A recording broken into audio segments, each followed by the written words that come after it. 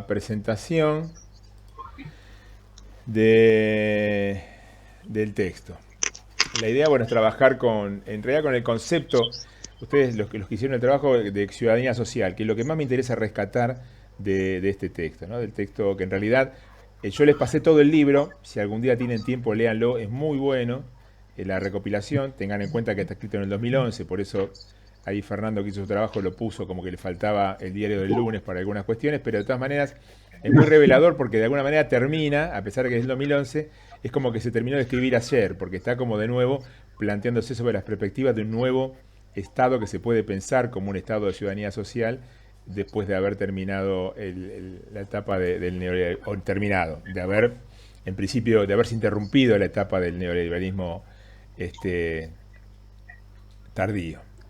Así que bueno, trabajamos solamente la introducción, que es desigualdad, tensiones y Estado en el siglo XX, y como ustedes bien pusieron, hace como un recorrido poniendo énfasis en los conceptos que quiere remarcar, pero hace como un recorrido histórico que a mí me interesa, porque de alguna manera engancha con las dos cosas que vimos la semana pasada, ¿no? Con la cuestión del territorio y con la cuestión del Estado y de cómo concebimos el Estado en esta materia. Y ahí aparecen los 5 presupuestos sobre los que está basado este texto. En el primero, bueno, que toma la democracia como una conjunción o como una asociación entre libertad e igualdad. Yo siempre les voy a hinchar este tema de que para mí es mucho más importante la igualdad el concepto de igualdad que el concepto de pobreza. La idea de tomar al Estado como un agente de cambio, en el sentido de lograr una nueva forma de Estado que es el Estado de ciudadanía, que lo plantea él como una especie de conjunción o de sumatoria entre el Estado de ciudadanía política más el Estado de ciudadanía social. Este, y plantea que estamos en una línea divisoria. Insisto, él lo plantea en el año 2011, pero hoy es absolutamente igual en términos de concepción política e histórica. Es una coyuntura crítica, ahora más crítica todavía por el tema del coronavirus, que no estaba cuando empezamos, cuando yo empecé a pensar la materia, y a partir de fenómenos de carácter local y de fenómenos mundiales, que se van imbricando y se van realimentando mutuamente y nos ponen en una coyuntura absolutamente crítica y novedosa. Y de eso un poco habla mi texto, ¿no? Como cuáles son los desafíos para pensar los posibles futuros. Esta idea de Latinoamérica como un continente o una región que tiene desafíos históricos, y la discusión sobre las capacidades que tiene para resolver esos desafíos en relación a sus problemas internos, a lo que después el autor va a plantear como heterogeneidades internas y heterogeneidades estructurales y su relación conflictiva siempre con el mundo. Y la idea que en Latinoamérica está la posibilidad del cambio de cultura política, ¿no? Con la incorporación de nuevos actores sociales y políticos, los movimientos sociales, la crisis de algunos partidos, la aparición de nuevas organizaciones y cómo ese cambio de cultura política puede, por lo menos, empezar a cuestionar la idea de la democracia formal y tratar de pensar una democracia distinta en la cual haya de verdad una participación popular más importante. Si ven que va muy rápido, me paran, ¿eh? Y empieza el autor con un recorrido histórico. Acá vamos a ver algunas cosas que seguramente ustedes vieron o recordarán en la prehistoria de vuestras carreras, que habrán tocado o habremos tocado, porque yo fui docente de esa carrera, de esa materia, en la materia Problema de Historia Argentina, ¿no? A mí me encanta Latinoamérica, la materia es en el contexto latinoamericano, pensar la planificación, por eso arrancamos de Latinoamérica, este texto me gusta porque, bueno, piensa lo que yo pienso, ¿no? Y define a América Latina como una comunidad de estados sin nación. O sea, en América Latina lo primero que aparecen son los estados y después aparecen las naciones. Se entiende el concepto. Cuando termina o se rompe el mundo colonial, lo que aparecen son estados-nación, pero sin pueblos que las apoyen. Los pueblos y las nacionalidades en América Latina son construcciones históricas, invenciones históricas. Argentina hace 200 años no existía como tal, y menos hace 500. se entiende, ¿no? Hay un montón de países que no tienen una historia, que la construcción de la argentinidad, de la paraguayidad, de la brasileidad, de venezuelidad, como quiera que llamen a los gentilicios, son construcciones históricas. Y en esas construcciones históricas está lo que vimos el otro día, ¿no? La cuestión es del territorio, de la ubicación geográfica, de los recursos naturales, la herencia colonial. No es lo mismo el recorrido histórico del Brasil, que fue colonizado por los portugueses, que el recorrido histórico del resto de los países de América Latina, que fue colonizado por los españoles y por algunas islas y algunas regiones del norte de América del Sur que fueron colonizados por holandeses y franceses. Las sociedades heredadas de esta herencia colonial no son iguales, no son lo mismo las sociedades que derivan de, por ejemplo, de la región andina, donde había imperios establecidos, o la región de lo que hoy es México, donde había imperios como el azteca absolutamente establecidos y organizados, que en sociedades y con poblaciones como lo que hoy es la Argentina, con mayoría de poblaciones indígenas nómadas, y con otra cultura y con otra relación justamente con el territorio y con el lugar. Las distintas élites que conforman esos estados sin nación al principio, que son élites que dominan determinadas regiones, pero son élites que además son dominadas por élites mayores que están afuera, en Estados Unidos o en Londres. Básicamente en América Latina lo que más tuvo influencia en la conformación de los estados nacionales fueron las élites relacionadas con Gran Bretaña. Y también para esa conformación de los estados-nación está el tema de los conflictos internos que hubo en todos los lugares de América Latina. ¿Cómo se resolvieron esos conflictos internos? Que en la Argentina, o en lo que hoy es Argentina, fueron las luchas entre unitarios y federales.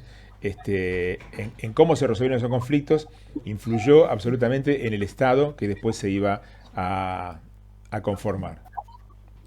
¿Estamos hasta acá? Estamos. Acá hago un pequeño paréntesis y hablo de los territorios. Perdón, Uno pasó con perdón, la eso fue moto. una moto que pasó por la ventana, hijo de puta, Haga- a las charlas. Apago el micrófono cuando pasa. La próxima Sí, vez lo apago. sí, por favor. Y sobre todo porque esto va a quedar en la grabación. Bueno, lo voy a editar. Territorios. Hago acá como una pequeño resumen de lo que hablamos la semana pasada, ¿no? La idea de territorio, esta idea de la multidimensionalidad y la tipología, de lo de Mancano Fernández, territorio como, para que les quede, digamos, territorio como espacio de gobernanza, ¿se acuerdan? Material, fijo o fluido, él lo definía como primer territorio, el espacio de gobernanza en términos del espacio donde se desarrollan las políticas de los gobiernos, municipio, nación, se acuerdan los espacios transnacionales, bueno, transterritorios, eh, territorio como propiedad, y ahí definía propiedad estatal, privada, comunitaria. ¿Se acuerdan? Algunos de ustedes habíamos discutido la cuestión de la propiedad comunitaria, tenía que ver con propiedad privada, pero que estaba a nombre de una organización social o de varios, o que tenía un fin comunitario esa propiedad. Entonces, eso es interesante en términos, o como se establece la propiedad comunitaria en el AILU andino, digamos, que en realidad es la comunidad, ni siquiera los nombres, la comunidad la que tiene la titularidad de la tierra y el uso es absolutamente compartido. Acá es interesante que lean, hay un texto, ahora no me acuerdo de quién es, se llama, búsquenlo así, se llama La maldición de los comunes, donde plantea la idea esta de cómo, de cuál es el problema que genera la propiedad comunitaria de la tierra, con una especie de teorema que se puede rebatir. Es muy interesante, búsquenlo y después si quieren lo discutimos. Es cortito, debe tener 2 páginas. La maldición de los comunes se llama. Bueno, este territorio como propiedad estatal es material, que puede ser fijo o fluido, y lo define Mancano como el segundo territorio, y el territorio como espacio relacional, entre las clases sociales, que es conflictivo, donde se fija el conflicto, donde está la intencionalidad, donde se debaten los paradigmas que van a, de alguna manera, definir las políticas públicas de los estados, que es fijo y fluido, o sea, tiene las dos características a la vez, y que permite reconocer los territorios del Estado, los públicos y los privados, construidos a través de esas distintas relaciones sociales que ya habíamos visto en el texto de Mancano, se construyen o están permanentemente en conflicto o en tensión. esto como para que le queden, pero es un poquito la idea para no volver a repetirlo, pero eso es lo que nosotros definimos como territorio donde se van a desarrollar nuestras políticas. Y este texto tiene mucho que ver con el territorio, con el tercer territorio, el territorio de los paradigmas, el territorio de las ideas a partir de la cual nosotros concebimos el Estado, que va a ser el gestor y el planificador de las políticas sociales. Plantea el texto la idea de Latinoamérica como un territorio de desigualdad y cómo esta desigualdad tiene que ver con esta heterogeneidad social, económica y cultural que tienen nuestros países. En la Argentina, yo siempre digo, y me estoy arrepintiendo, por ahí no se ve tanto, y me voy a volver a corregir. En Argentina no digo, pero por ahí en el capital y en el conurbano no se ve tanto, pero si uno se aleja, ya el tercer cordón está muy clara la heterogeneidad social. ¿Qué quiere decir? Como que conviven distintos países, además de los distintos territorios, en el mismo espacio físico e ideológico. O sea, la idea de que hay economía capitalista conviviendo con economía social o economía comunitaria, y relaciones sociales y formas de vida distintas. Y en los países andinos se ve mucho más, como la propiedad territorial, como la propiedad de los campos, como la propiedad como el campesino, la relación con la naturaleza y con la tierra y con las cosechas es absolutamente distinta. Entonces termina que hay permanentemente una América Latina capitalista y moderna, y que conviviendo con una América Latina y más indígena y más conectada con costumbres ancestrales. Es simplemente con ir al norte de la Argentina, al norte o al noroeste, para encontrarse con esa Argentina que no es la que se vive en Capital y Gran Buenos Aires. Como dijimos, el Estado es en América Latina que construye a la nación. Hay un texto de Zabaleta Mercado donde plantea que el Estado, tanto es el Estado constructor de la nación, que hasta construye la burguesía. O sea, lo que hablamos el otro día, la visión marxista en el texto de Casaglia del Estado como comité de negocios de la burguesía. En las naciones latinoamericanas, el Estado es preexistente a la burguesía, es el Estado, a través de los negocios y de las prebendas que otorga, el que construye la burguesía dominante. Entonces es una herramienta que moderniza las sociedades, pero a su vez consolida las desigualdades. Y eso es lo que también determina y consolida la heterogeneidad estructural que tiene toda América Latina. En el siglo XX aparecen, sobre todo a fines del siglo XIX, principios del XX, los cuestionamientos, erosión del modelo oligárquico, puesto en términos argentinos, ¿se acuerdan esa apuesta modernizadora del presidente Sáenz Peña con la idea de ampliar el derecho político, no el derecho de ciudadanía social, pero un poco el derecho político, porque ya empezaba nuevos sectores medios empezaban a protestar en contra de lo que era el mundo o la nación oligárquica. Y a partir de acá empieza a desarrollar el texto lo que él plantea que son los modelos de Estado en América Latina, y va a desarrollar la idea del Estado, de este Estado oligárquico, después el Estado desarrollista, el Estado burocrático autoritario, y lo que él plantea al final, el Estado social, el Estado de ciudadanía social. Que eso fue lo que te faltó poner a vos, Fernando, en tu resumen. De paso te corrijo al paso. Lo que plantea el autor, que hay una articulación crítica. Momento, tengo derecho a hacer atenuantes. Está bien.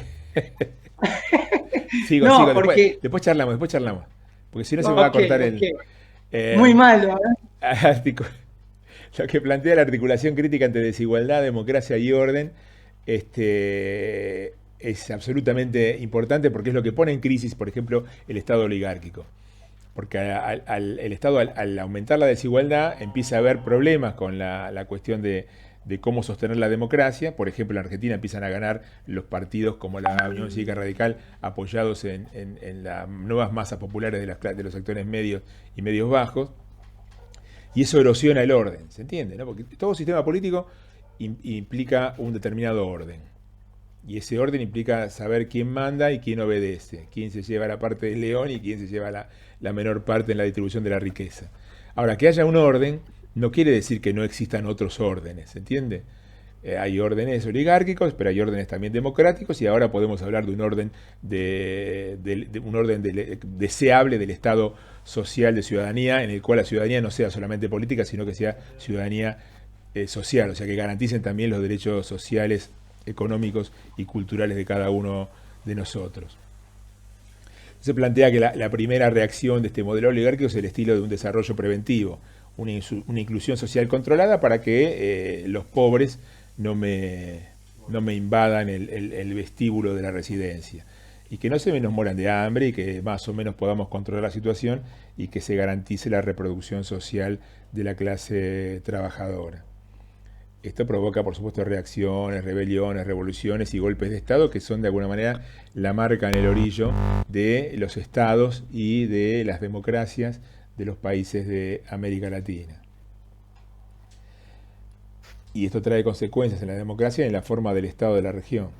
Y ahí metemos la idea de la autonomía relativa del Estado, que lo hemos visto básicamente en función de, ¿se acuerdan del señor Pulanzas, como un concepto europeo, pero que en Latinoamérica es mucho más importante? ¿Por qué? Porque el Estado es el, como les dije antes, el que inventa a la nación, inventa a la burguesía o la crea.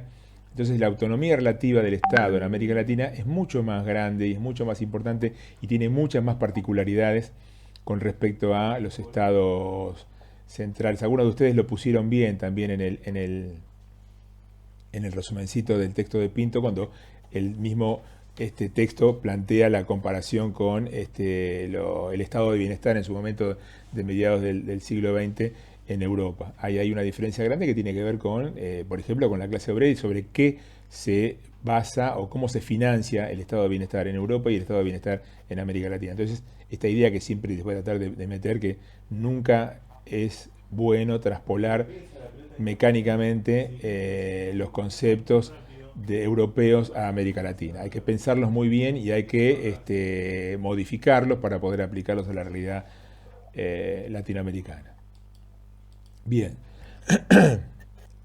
aparece una nueva estrategia de desarrollo con la industrialización por sustitución de importaciones, ISI, porque el Estado empieza a concebirse como agente económico productivo. Esto se produce más o menos a partir de la década del 40, fines de la década del 30, a principios del 40. Aparece la idea del desarrollo nacional, con una especie de alianza entre empresarios, trabajadores, sectores medios y el Estado. Y se modifica el vínculo entre sociedad y Estado. Se amplían derechos, se reduce la desigualdad y la pobreza. Esto se dio en la mayor parte de los países de América Latina. El ejemplo más cercano que tenemos, pero no el único, es el del peronismo en la Argentina, que retoma o institucionaliza un proceso de industrialización por sustitución de importaciones que empieza en la década del 30, no lo inventa el peronismo, pero que lo transforma en una política de Estado. Después también está algo parecido el varguismo en Brasil. Hay una cosa parecida en Venezuela a mediados de los 50, y el cardenismo también es importante en esta idea de lo que se llaman los regímenes populistas en México. Esta nueva estrategia de desarrollo termina o se plantea en lo que se llama el Estado Social Latinoamericano. Y acá es donde hace la comparación que yo les adelanté recién el autor con el Estado bismarckiano o el Estado de bienestar europeo. Pero que en algunos sentidos es parecido. La diferencia que él plantea es cómo se financia, ¿no? Ahí plantea que con el Estado Social Latinoamericano hay protección de derechos sociales y económicos, hay extensión de beneficios asociados al empleo formal. Por eso ahí le planteo la cuestión que eso es diferente a cómo se plantea en Europa.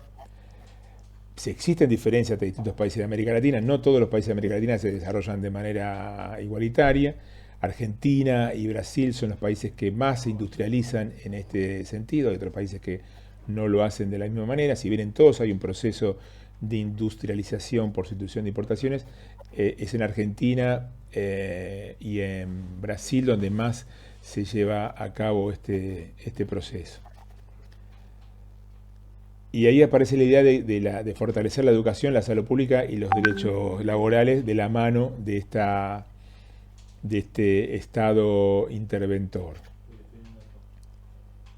Este fortalecimiento sigue o se mantiene hasta fines de los años 70, en realidad, mediados de los años 70, fines de los años 70, cuando aparece la crisis de la deuda y hay una crisis de la burbuja inmobiliaria previa en Estados Unidos, determinado por la crisis del petróleo, como les dije, pero previamente hay una explosión de una burbuja inmobiliaria muy parecida a la del 2008 en Estados Unidos, que hace, por ejemplo, que el Estado de Nueva York presenta quiebra, no puede pagar sus deudas y que se declara en cesación de pago. Esto es muy interesante porque no está muy estudiado y no aparece mucho. Los autores hablan en general de la crisis de la deuda con respecto al final de los años dorados del capitalismo, pero no se tiene muy en cuenta la quiebra de un Estado del país en ese momento más poderoso, por lo menos del mundo occidental. Y la aparición en los años 70 de actores sociales populares fuertes, organizaciones guerrilleras, partidos populares, el peronismo en Argentina, la Izquierda Unida en Chile, el Frente Amplio en Uruguay, hace que aparezca la reacción, digamos, de los sectores concentrados de la economía a partir de los golpes de Estado y la imposición de lo que Guillermo O'Donnell define como el Estado burocrático autoritario. Todo ese desarrollo que les planteé recién aparece definido como una teoría económica que se llamó desarrollismo, que es una teoría económica netamente latinoamericana, que plantea la idea de que centrada en el crecimiento económico y el desarrollo. Para eso hace falta mejor educación, entonces hace falta invertir en formación de recursos humanos, y para esta inversión en recursos humanos es fundamental la necesidad de planificar. Aparece por primera vez la idea de planificar como una de las misiones del Estado. Por eso es importante, y eso es algo que en general no pusieron en los resúmenes que estuve leyendo. Y para eso leemos este texto, porque aparece. ¿Para qué estamos nosotros? Es una planificación embrionaria, en el texto aparece ahí como una planificación indicativa, no imperativa. Dice, deberíamos ir por acá, pero no dice exactamente planificamos y todos vamos para allá. Es como una primera planificación, pero a partir de este momento, sobre todo de mitad de los años 50, nunca más el Estado va a dejar de planificar, ya sea en la economía o en políticas sociales. Pero también es cierto que la primera parte de esta planificación indicativa aparece asociada a la economía, y más que a la economía, a la industria. Entonces se habla más de política industrial, pero se planifica. La idea era crecer para que las industrias pudieran crecer, para que hubiera más empleo, para llegar al desarrollo. Que esta idea del desarrollismo, ¿cuál es? Que los países periféricos podían, dando los pasos adecuados, llegar al mismo grado de desarrollo que los países industriales centrales. Esa era la idea del desarrollismo. Lo que no tenían en cuenta es que los estados desarrollados económicamente a nivel mundial nunca iban a dejar que los países periféricos nos desarrolláramos igual que ellos. Pero bueno, de eso se enteraron después, más tarde, y a las malas, ¿no? Aparece, como ya les dije, la idea de la planificación como rol de los estados. En esa idea también hay una idea de algunos intelectuales plantean la planificación como paso al socialismo. Tengan en cuenta que estamos hablando ya en los 60 y los 70, ¿no? O sea, como un estado de compromiso. Planificamos, pero la idea es redistribuir, planificar para crecer. Y hay otro sector más conservador que habla de planificación como orden, con crecimiento y desarrollo económico, pero manteniendo el orden. O sea, los que tenemos el poder, los que llevamos la mayor cantidad de ganancias, y a los otros los mantenemos ahí más o menos para que no rompan nada, pero tampoco hay que exagerar con la distribución. Algo parecido a lo que pasa ahora. Yo ahí lo planteo como no sé si esto lo hace, ahí estoy forzando un poco el texto, ¿no? Si agotamiento me lo planteo como una especie de pregunta, ¿no? Puede ser, pero hay un agotamiento sí de un momento histórico, y del modelo desarrollista se sale de una manera autoritaria con represión de los sectores populares. Y acá sí aparecen las dictaduras de mediados de los 70 hasta los 80. ¿Estamos bien hasta acá? No falta mucho, ¿eh? ¿Sí? Como no los veo, no sé si están durmiendo, si están comiendo un sándwich de salame. Bueno, Estamos bien. Estado burocrático autoritario. Vamos a tirar un par de características porque esto después lo retoma el amigo García Delgado. Este, cuando hace ya que la mayoría de ustedes lo leyeron, cuando hace esa especie de tipificación, ¿no?, de neoliberalismo, post-neoliberalismo y neoliberalismo tardío. El Estado burocrático autoritario es el primero que aplica las políticas neoliberales. En Argentina, el golpe del año 76, a partir de un paradigma que se instala en esos años a nivel mundial, que es un paradigma antiestado. Ahí le puse entre paréntesis territorio inmaterial. ¿Por qué? Porque ese paradigma antiestado es una especie de territorio, porque define el Estado, define un determinado rol del Estado, pero en el campo de las ideas, pero que tiene consecuencias claras sobre los territorios y sobre los cuerpos de quienes habitan esos territorios. Pero la batalla primero se da en el territorio inmaterial. Todo el mundo dice hay que hacer algo porque el Estado no sirve para nada. Entonces se impone el neoliberalismo con desregulación, liberación de capital financiero, reducción de costos laborales y otra serie de cuestiones que ustedes recordarán de las clases brillantes que habrán tenido en Problemas de Historia Argentina cuando ven las políticas de gobierno de la dictadura militar. La consecuencia más grave, que yo creo que ahí tenemos que también hacer eje, porque es importante, porque esto cambia con la idea de el Estado de ciudadanía social, es que se separa la economía de la política. Empieza a ser más importante quién es el ministro de Economía que quién es el presidente. La economía va por un lado y la política va por el otro. Hay como una especie de separación, y por supuesto también hay una separación no solo de la economía de la política, sino de la política con lo social y de la economía con lo social. ¿Por qué? Porque la supremacía es del mercado. Todo lo resuelve el mercado, y no hay ningún espacio para la decisión política.